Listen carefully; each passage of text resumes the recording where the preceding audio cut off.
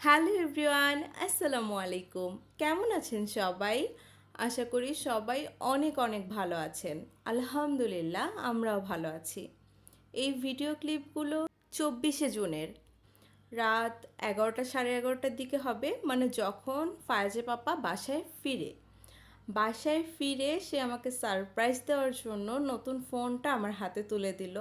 আর বাচ্চা থাকলে যা হয়, যেমনি দরজাটা খুলছি সে নাকি পায়ে ব্যথা পাইছে, এমন কান্না শুরু করছে। মানে কি ভিডিও করব আর কি সুন্দর মুহূর্ত ক্যাপচার করে রাখবো তার উপায় নাই।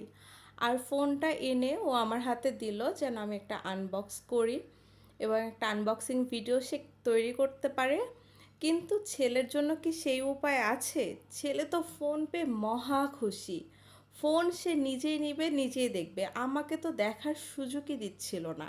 আমার অবস্থা তো ভয়ানক ছিল, মানে বাসায় একদম এলোমেলোভাবে ছিলাম, সেই সময়ই ভিডিওটা করা হয়েছে। আমি তো আর জানি না যে সে বাসায় ঢুকে এভাবে ভিডিও করবে, তাহলে হয়তো একটু সেজেগুজে থাকতাম। তার উপর রাগ করেছিলাম, মন মেজাজ ভালো ছিল না, একদম এলোমেলোভাবে ছিলাম।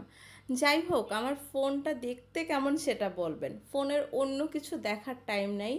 আমার কাছে পিঙ্ক কালার ফোন এসেছে, আমি তো এতেই মহা খুশি।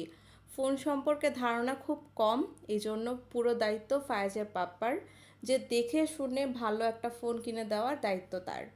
এবং আমি বিশ্বাস করি সে যথেষ্ট বুঝে শুনেই আমাকে একটা খুব সুন্দর ফোন কিনে দিয়েছে। বিশেষ করে আমার কালারটা অনেক বেশি পছন্দ হয়েছে। কালারটার জন্য আমার ফোনটা অনেক ভালো লাগছে না? বলবেন কিন্তু অবশ্যই কমেন্ট করে। আর এই ক্লিপগুলো শুরু হয়েছে 25শে জুন, পরের দিন সকালবেলা ঘুম থেকে উঠেই আমি চা বানাতে শুরু করলাম। না না, সরি, চা বানানোর আগে প্রথমে বারান্দায় গিয়েছিলাম। আকাশটা এত বেশি সুন্দর লাগছিল, বারবার মেঘ চলে আসছিল। প্রথমে আকাশ দেখলাম, আমার বারান্দার গাছগুলো একদম নষ্ট হয়ে গেছে। তারপরেও নতুন ফোন দিয়ে গাছের ভিডিও করলাম। তারপর চা নিয়ে বারান্দায় চলে আসলাম। সেই দিন কিন্তু ফায়াজের পাপ্পার অফ ডে ছিল, সারাদিন বাসায় থাকবে, তো আমাদের অনেক অনেক প্ল্যান ছিল।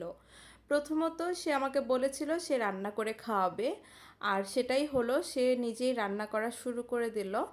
এখানে শুধুমাত্র গরুর মাংস রান্নার ক্লিপটা নেওয়া হয়েছে, পরবর্তীতে আর কোনো ক্লিপ নেওয়া হয়নি। আসলে অফ ডেতে না বাসায় অনেক অনেক কাজ থাকে, কোন কাজ করব না করব দিশা পাই না, তার মাঝে কখন ভিডিও করব, যার কারণে আমার রেগুলার ভিডিও আপলোড করা হয় না। এইদিকে সে মাংসটা সব কিছু দিয়ে মাখিয়ে প্রেসার কুকারে বসিয়ে দিল প্রথমে সেদ্ধ হওয়ার জন্য। আর আমি দৌড়ে চলে গেলাম বারান্দায়, দেখছিলাম মেঘ চলে এসেছে, ঝিরিঝিরি বৃষ্টি হচ্ছে, এত বেশি সুন্দর লাগছিল।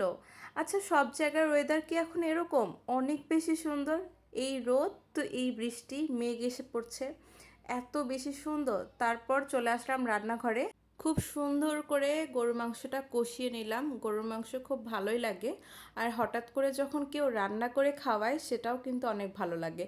আর সেটা যদি নিজের বর রান্না করে খাওয়ায় তাহলে তো ভালো লাগার একটা অন্যরকম বিষয়। আজকে এই পর্যন্তই, ভালো থাকবেন সবাই।